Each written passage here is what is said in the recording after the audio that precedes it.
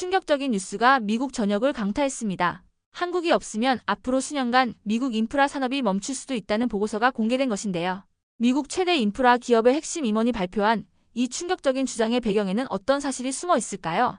그가 한국에서 발견한 놀라운 기술과 그 과정에서 깨달은 인생의 교훈, 지금 시작합니다.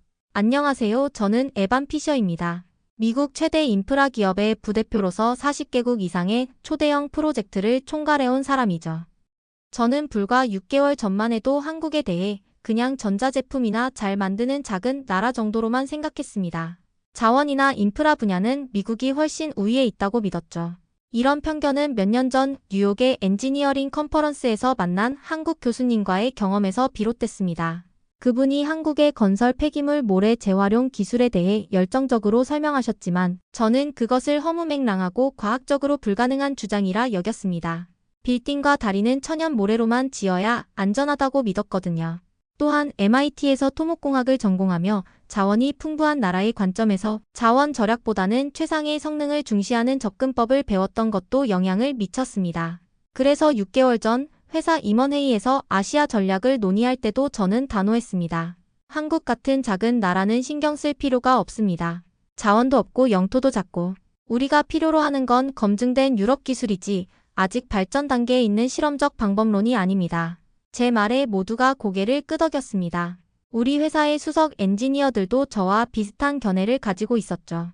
인프라 분야에선 전통과 오랜 역사를 지닌 국가들의 방법론이 더 신뢰할 만하다고 여겼으니까요. 미국, 독일, 프랑스의 건설 기술은 수백 년에 걸쳐 검증되었습니다. 반면 한국은 산업화 역사가 상대적으로 짧기에 우리가 그들에게서 배울 것이 있다고 생각하지 않았습니다. 우리 회사는 몇 달 전 리빌드 일리노이 프로젝트의 주요 시공사로 선정되었습니다. 일리노이주는 미국의 중요한 교통 허브임에도 불구하고 대부분의 인프라가 50년에서 100년간 사용되어 내용 연수를 초과한 상태였습니다. 향후 6년간 약 400억 달러가 투입되는 이 프로젝트는 교량, 대중교통, 철도, 항공, 항구 및 수로 등 다양한 분야의 인프라를 복구하고 현대화하는 것이 목표였습니다. 그런데 문제가 생겼습니다. 도대체 무슨 소리야? 사업 착수 한 달 전 저는 당황스러운 소식을 접했습니다. 현장 책임자가 전화로 알려온 내용이었죠. 피셔 부대표님, 국제 모래 공급망에 심각한 차질이 생겼습니다. 우리가 계약한 호주와 베트남의 공급 업체들이 갑자기 가격을 40% 인상했고 미국 동부 업체들은 물량 자체를 맞출 수 없다고 합니다. 저는 즉시 심각성을 파악했습니다. 고품질 모래는 건설 프로젝트의 핵심 자원입니다.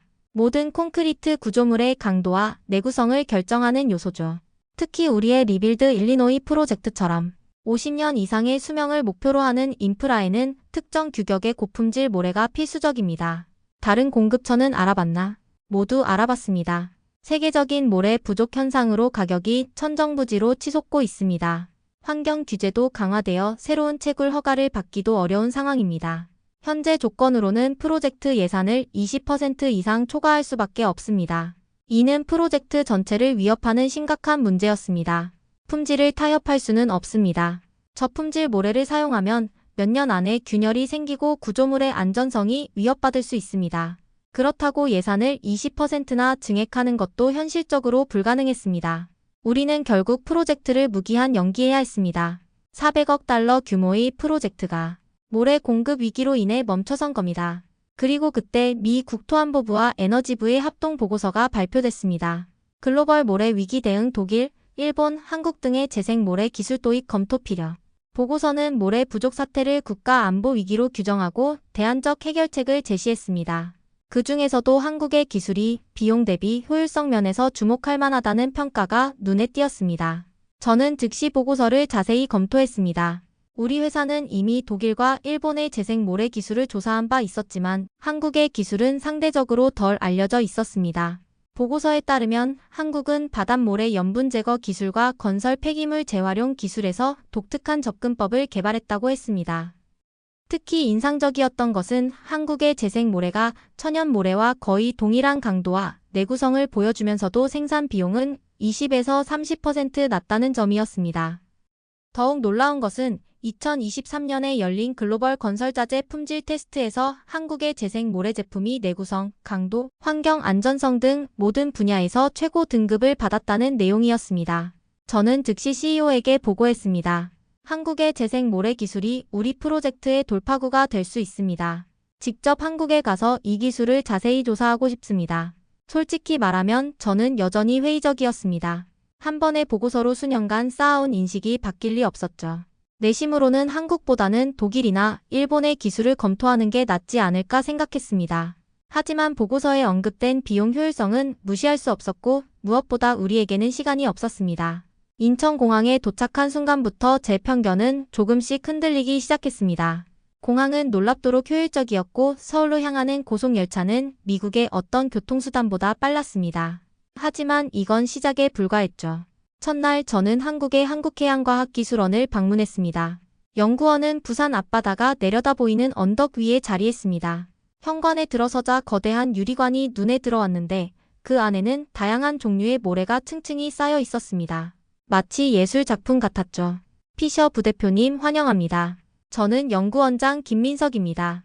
50대 초반으로 보이는 남자가 완벽한 영어로 저를 맞이했습니다. 그의 손은 정교한 실험 작업에 익숙해 보였고 지적이면서도 친근한 인상이었습니다. 저희 한국해양과학기술원은 해양과 관련된 다양한 연구를 수행하고 있습니다. 그 중에서도 모래 관련 연구는 매우 중요한 분야죠. 그가 이끄는 대로 따라가자 최첨단 연구실이 모습을 드러냈습니다. 수십 명의 연구원들이 현미경과 기계 앞에서 바쁘게 움직이고 있었습니다. 이게 다 모래 연구를 위한 건가요? 제 질문에 김 원장은 웃으며 고개를 끄덕였습니다. 인간이 지구상에서 가장 많이 사용하는 천연자원은 물 다음으로 모래입니다. 모래는 건물, 교량, 항만 등 건설에 활용되고 유리 같은 물체 제작에도 필수적이죠. 하지만 물과 달리 모래는 한 번 사용되면 재순환이 어렵습니다. 그는 잠시 과거를 회상하는 듯 했습니다. 하지만 우리는 해냈습니다. 철강으로 시작해서 반도체로 이어졌고 이제는 모래까지. 아시겠지만 사실 모래는 그냥 모래가 아닙니다. 디지털 문명의 근간이죠. 저는 고개를 끄덕였습니다. 모래는 실리콘의 원료입니다. 실리콘은 반도체의 기본 재료고요. 1980년대 한국이 반도체 산업에 뛰어들 때만 해도 세계는 비웃었습니다. 일본과 미국의 하청이나 하라고요. 하지만 우리는 그때부터 원천에서 칩까지라는 전략을 수립했습니다. 그는 저를 다음 방으로 안내했습니다. 그곳에는 거대한 기계가 있었는데 한쪽 끝으로는 일반 건설 폐기물이 들어가고 다른 쪽 끝에서는 깨끗한 모래가 나오고 있었습니다. 저는 놀라움을 감추지 못했습니다. 김 원장이 세척 시스템의 작동 원리를 설명해 주었습니다. 우리가 개발한 기술의 핵심은 아주 간단합니다. 바닷모래에는 염분이 많이 포함되어 있어서 그대로 건축에 사용하면 건물이 쉽게 부식됩니다. 그래서 이 염분을 효과적으로 제거하는 기술이 필요했죠. 김 원장은 작은 모형을 가리키며 설명을 이어갔습니다. 기존에는 모래를 쌓아놓고 위에서 물을 뿌리는 방식이었습니다. 이 방법은 시간도 오래 걸리고 모래 더미의 위치에 따라 염분 제거 효과가 달라서 품질이 고르지 못했죠. 우리는 이 문제를 해결하기 위해 물과 모래를 섞어 회전시키는 방식을 개발했습니다. 그는 시스템 작동 모습이 담긴 영상을 보여주었습니다. 보시다시피 모래와 물이 이 원통 안에서 빠르게 회전하면서 모래 입자들이 서로 부딪힙니다. 마치 세탁기처럼요. 이 과정에서 모래 표면의 염분이 자연스럽게 떨어져 나가죠. 여기에 초음파 기술을 더해 미세한 염분 입자까지 제거합니다. 초음파는 눈에 보이지 않는 진동을 만들어내 염분을 더 효과적으로 분리해냅니다. 저희 기술은 기존의 방법에 비해서 대규모의 모래를 신속하고 정확하게 세척할 수 있습니다. 그는 잠시 생각에 잠겼다가 덧붙였습니다. 사실 한국의 재생 모래 기술은 단순한 바닷모래 세척을 넘어 훨씬 광범위합니다. 우리는 천연 모래 자원의 고갈과 환경 훼손 문제, 그리고 건설 폐기물의 대량 발생에 대응해 재생 모래 기술을 적극적으로 개발해 왔습니다. 다른 나라들과 비교해서 한국 기술의 특별한 점은 무엇인가요? 제가 물었습니다.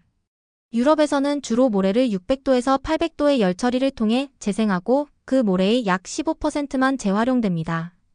반면 한국은 건설 폐기물의 재활용률이 약 98%에 달해 재활용 효율과 기술적 활용도가 매우 높습니다.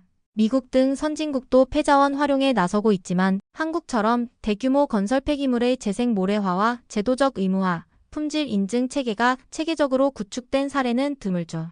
김 원장의 설명을 들으며 한국이 자원 부족이라는 제약을 기술 혁신의 촉매제로 삼았다는 점이 분명해졌습니다. 한국은 자원이 부족한 나라입니다. 그래서 우리는 있는 것을 최대한 활용하는 법을 배웠죠. 부족함이 혁신을 낳았습니다. 모래뿐만이 아닙니다. 반도체, 조선, 철강 모두 마찬가지입니다. 당시에는 그 말의 의미를 완전히 이해하지 못했습니다. 하지만 이후 3일간의 여정을 통해 그 의미가 점점 명확해졌죠. 다음 날 저는 낙동강 유역의 모래 재활용 플랜트를 방문했습니다.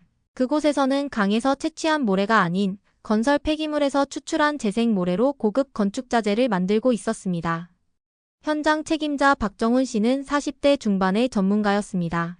그의 사무실에는 다양한 모래 샘플이 전시되어 있었고 컴퓨터 화면에는 복잡한 시뮬레이션 모델이 돌아가고 있었습니다. 저희는 바닷모래의 특성을 깊이 연구하고 있습니다. 급격한 도시화로 모래 사용량이 급증하면서 천연 강모래가 부족해졌거든요. 이로 인해 모래 가격은 급격하게 상승했고 모래를 대체할 수 있는 자원이나 재료도 부족한 상황입니다. 박 책임자는 모니터를 가리키며 설명을 이어갔습니다. 우리는 폐콘크리트, 다양한 산업 부산물 및 폐자원을 활용해 재생 모래를 생산합니다. 이 기술의 놀라운 점은 자연산 모래를 전혀 사용하지 않고도 고품질의 모래를 만들어낼 수 있다는 것입니다. 박 책임자는 잠시 자랑스러운 표정으로 덧붙였습니다. 사실 이런 기술은 하루아침에 이루어진 것이 아닙니다.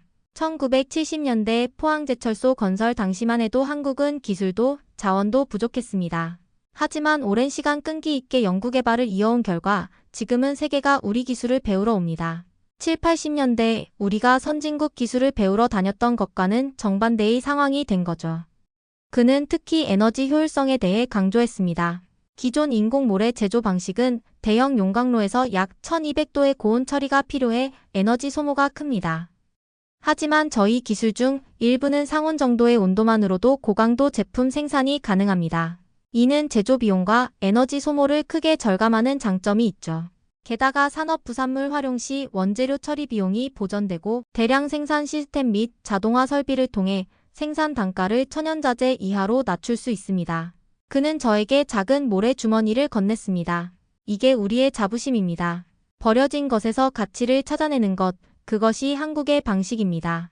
저는 그 모래를 손에 쥐고 살펴봤습니다. 놀랍게도 미국에서 건설용으로 사용하는 천연 모래보다 입자가 균일하고 깨끗했습니다. 이걸로 무엇을 만드나요? 저는 재생 모래의 활용 분야에 관심을 보였습니다. 고강도 콘크리트부터 시작해서 친환경 벽돌, 투수성 포장재까지 다양한 건설 자재를 생산합니다. 그리고 흥미로운 점은 정제 기술의 발전으로 일부 고순도 석영산은 반도체 산업에도 활용된다는 것입니다. 물론 독일과 일본도 비슷한 기술을 개발 중이지만 우리 기술의 장점은 비용 효율성입니다. 같은 순도를 30% 저렴한 비용으로 달성할 수 있죠. 반도체 산업과 건설 자재 산업의 기술적 교차점이 매우 흥미롭군요. 저는 전문가적 관점에서 의견을 냈습니다. 미국에서는 이 두 분야가 완전히 분리되어 연구되는데 한국의 통합적 접근법이 효율성을 높이는 것 같습니다. 박 책임자는 고개를 끄덕였습니다. 맞습니다. 반도체 산업에서 사용되는 고순도 실리콘 생산 기술이 건설용 모래 정제에도 응용되고 반대로 건설 폐기물 처리 기술이 반도체 산업의 폐실리콘 재활용에 활용됩니다. 이런 산업 간 기술 공유가 한국의 강점입니다. 박 책임자는 환하게 웃었습니다. 내일 직접 두 눈으로 보실 수 있으실 겁니다. 그 다음 날 저는 경기도 이천에 있는 SK 하이닉스 반도체 공장을 방문했습니다. 세계 최대 메모리 반도체 공장 중 하나죠. 공장 입구에 들어서자 마치 다른 세계에 온 듯한 느낌이 들었습니다. 모든 것이 하얗고 깨끗했으며 직원들은 우주복 같은 방진복을 입고 있었습니다. 이곳에서는 미세먼지 하나 없는 환경에서 작업이 이루어집니다. 안내를 맡은 이동진 연구원의 설명이었습니다. 현대 반도체는 나노미터 단위로 설계됩니다. 머리카락 두께의 수천분의 1 크기죠.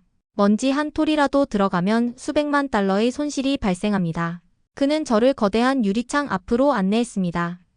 창 너머로는 로봇들이 실리콘 웨이퍼를 정교하게 다루는 모습이 보였습니다. 저기 보이는 것이 실리콘 웨이퍼입니다. 모래에서 추출한 실리콘으로 만들죠.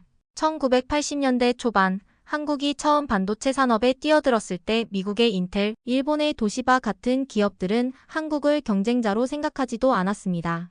40년이 지난 지금 한국은 메모리 반도체 시장에서 세계 1위입니다. 웨이퍼 기술도 세계 최고 수준이고요. 저는 고개를 끄덕이며 말했습니다. 한국이 왜 모래에 이렇게 집착하는지 이해가 됩니다. 디지털 세상의 기초니까요. 이동진 연구원도 고개를 끄덕였습니다. 맞습니다. 그리고 모래는 재생 가능합니다. 우리는 반도체 제조 과정에서 나오는 실리콘 폐기물까지 다시 모아 새로운 원료로 만들죠. 일본이나 대만도 비슷한 기술을 갖고 있지만 우리의 수율이 5% 정도 더 높습니다. 이것이 한국 반도체 산업의 경쟁력 중 하나죠. 순환 경제의 완벽한 예시입니다. 이 말은 제게 큰 충격이었습니다. 미국에서는 대부분의 반도체 폐기물을 그냥 매립하고 있었거든요. 한국은 자원이 부족해서 버릴 것이 없습니다. 모든 것을 재활용하고 재창조하죠. 제 아버지 세대는 한국전쟁 이후 폐허 속에서 살았습니다. 그들은 깡통을 재활용해 밥그릇을 만들고 군용 담요로 옷을 만들었죠. 그 DNA가 지금의 첨단 기술에도 이어지고 있습니다. 그의 말은 김민석 연구원장의 말과 정확히 일치했습니다. 부족함이 혁신을 낳는다. 마지막 날, 저는 서울 강남의 한 빌딩에서 열린 실리콘 코리아 포럼에 참석했습니다. 이곳에서 저는 충격적인 데이터를 접했습니다. 최신 글로벌 산업 보고서에 따르면 세계 재생 모래 산업화 순위는 현재 중국, 인도, 일본, 한국, 미국, 독일 순입니다. 중국은 빠른 산업화와 대규모 인프라 투자로 1위를 차지하고 있고 인도는 급격한 도시화로 2위를 차지하고 있습니다. 일본은 기술력과 품질 관리에서 강점을 보이며 3위, 뒤이어 한국이 4위입니다. 하지만 비용 효율성 측면에서는 한국이 가장 앞서 있습니다.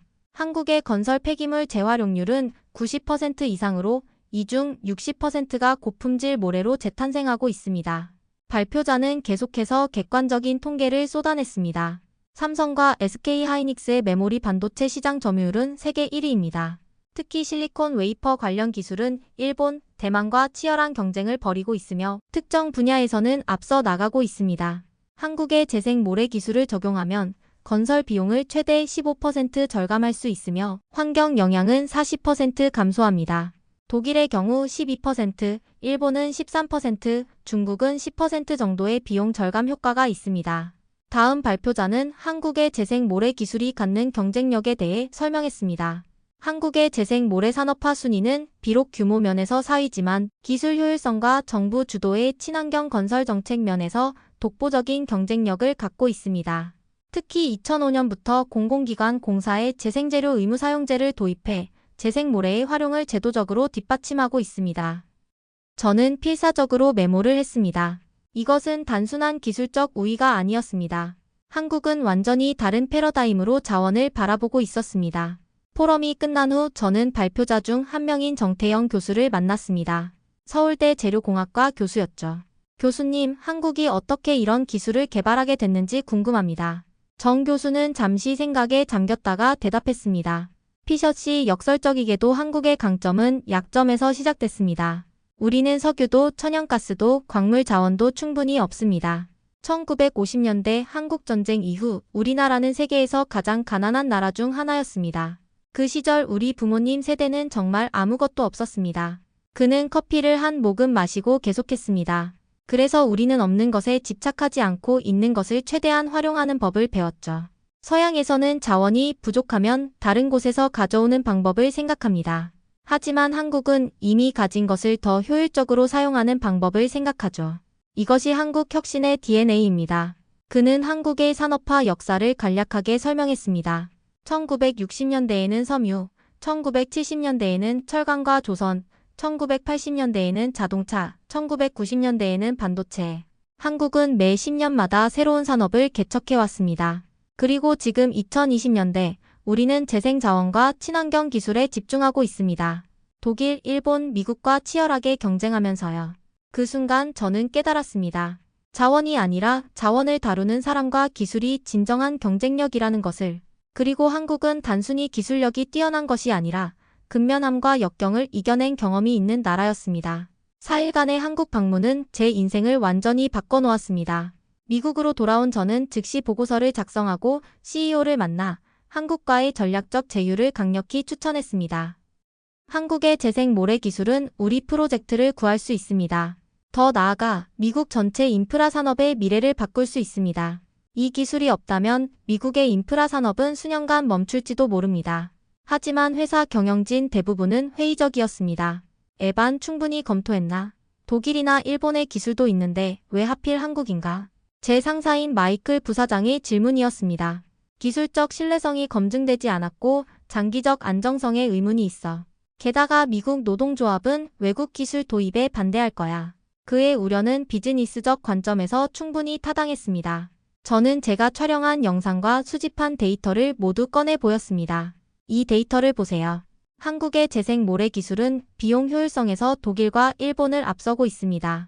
동일한 품질의 모래를 30% 저렴하게 생산할 수 있어요. 미국 내 생산 시설을 설립하면 노동조합 문제도 해결됩니다. 일자리가 늘어날 테니까요. 저는 구체적인 재무 분석과 실행 계획을 제시했습니다. 3년 내 투자금 회수가 가능하며 5년 후에는 연간 2억 달러의 추가 수익이 예상됩니다. 게다가 환경 규제 준수 비용도 절감할 수 있습니다. 회의실은 침묵에 빠졌습니다. 경영진들은 화면에 표시된 데이터를 신중하게 검토했습니다. 마침내 CEO가 입을 열었습니다. 한국과의 협력을 추진하겠다. 에반 자네가 이 프로젝트를 주도하게. 그렇게 저는 모래 혁신 태스크포스의 책임자가 되었습니다. 첫 임무는 한국해양과학기술원, SK하이닉스, 그리고 여러 건설사들과 전략적 제휴를 맺는 것이었습니다. 처음에는 저희 회사 내부에서도 반대가 많았습니다. 기술적 위험성, 지식재산권 문제, 문화적 차이 등 다양한 우려가 제기됐죠. 하지만 저는 각 문제에 대한 구체적인 해결책을 제시했고 시간이 지날수록 사람들은 한국 기술의 가치를 인식하기 시작했습니다. 그 후 우리는 캘리포니아 샌디에이고의 미한 합작 첨단 재생 모래 플랜트를 설립했습니다. 이 시설은 하루에 5,000톤의 건설 폐기물을 고품질 모래로 전환할 수 있었습니다. 독일과 일본 기술과 비교 분석한 결과 한국 기술이 비용 대비 효율성 면에서 17% 더 우수한 것으로 나타났습니다. 그리고 드디어 연기됐던 리빌드 일리노이 프로젝트가 재개되었습니다. 이제는 천연 모래가 아닌 재생 모래를 주 재료로 사용하게 된 것이죠. 미국 주요 언론이 한국 모래 기술, 미국 인프라 산업의 구세주라는 특집 기사를 발표했습니다. CNN은 저를 인터뷰했고 월스트리트 저널은 한국의 자원 재활용 기술에 대한 심층 분석 기사를 실었습니다. 미국이 한국으로부터 배울 점이 있다는 것을 인정해야 할 때라는 다소 파격적인 제목의 사설도 등장했습니다. 물론 일부 보수 언론에서는 미국 기술 의존도를 높이는 위험한 선택이라는 비판적인 시각도 있었습니다. 그만큼 이 프로젝트는 국가적 관심사가 되었습니다.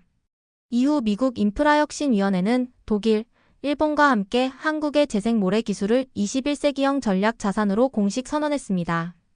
특히 한국 기술의 비용 효율성과 적응성을 높이 평가했죠. 이는 미국이 외국 기술을 이렇게 높이 평가한 드문 사례였습니다. 현재 우리 회사는 김민석 연구원장과 박정훈 책임자가 포함된 한국기술진과 함께 미국 전역에 5개의 재생 모래 플랜트를 추가로 건설 중입니다. 한국 측 엔지니어들의 헌신과 열정은 정말 놀랍습니다. 그들의 전문성과 혁신적인 접근 방식은 우리 프로젝트의 성공에 큰 기여를 하고 있습니다. 제 말에 김 원장은 이렇게 대답했습니다. 우리는 이 일이 단순한 비즈니스가 아니라는 것을 압니다. 이것은 다음 세대를 위한 유산입니다. 오늘 저는 워싱턴 DC에서 열린 글로벌 자원 혁신 포럼에서 기조 연설을 마쳤습니다. 제 연설의 핵심은 단 한 문장이었습니다. 한국은 그냥 자원을 사용하는 것이 아니라 자원을 진주로 만드는 나라입니다. 이 말은 김민석 연구원장이 제게 했던 다음의 말로부터 그대로 인용한 것입니다. 굴은 모래 알갱이가 들어오면 그것을 진주로 만듭니다. 한국도 마찬가지입니다. 우리에게 주어진 것이 부족하더라도 우리는 그것을 빛나는 보물로 만들죠. 제 어머니는 한국전쟁 직후 남은 쌀을 한 알도 버리지 않고 모아서 다음 끼니를 준비하셨습니다. 그 정신이 오늘날 우리의 첨단 기술에도 살아있는 것입니다. 저는 이제 깨달았습니다. 미래는 자원을 많이 가진 나라가 아니라 자원을 혁신하는 나라가 이끌 것입니다. 그리고 한국은 독일, 일본, 미국과 함께 그 중심에 설 것입니다. 물론 세계는 경쟁적입니다. 독일의 정밀공학, 일본의 품질관리, 미국의 창의성. 각국은 저마다의 강점이 있습니다. 그러나 한국의 독특한 강점은 역경을 이겨낸 경험에서 나오는 근면함과 효율성입니다. 이것은 수치로 측정하기 어렵지만 실제 협업에서 느껴지는 가치입니다. 돌이켜보면 한국 방문 전의 제 모습이 부끄럽습니다. 저는 단지 외형만 보고 한국을 판단했습니다. 작은 나라, 제한된 자원. 이런 표면적인 요소만으로 한국의 가치를 평가절하했죠. 그리고 그런 편견은 단순한 무지만이 아니라 제 자신의 교육 배경과 미국식 사고방식에서 비롯된 것이었습니다. 귀국 후 저는 몇 년 전 뉴욕에서 만났던 그 한국 교수님을 찾아 메일을 보냈습니다. 그분은 아직도 같은 분야를 연구하고 계셨고 제 사과와 감사의 메시지에 바로 답장을 주셨습니다.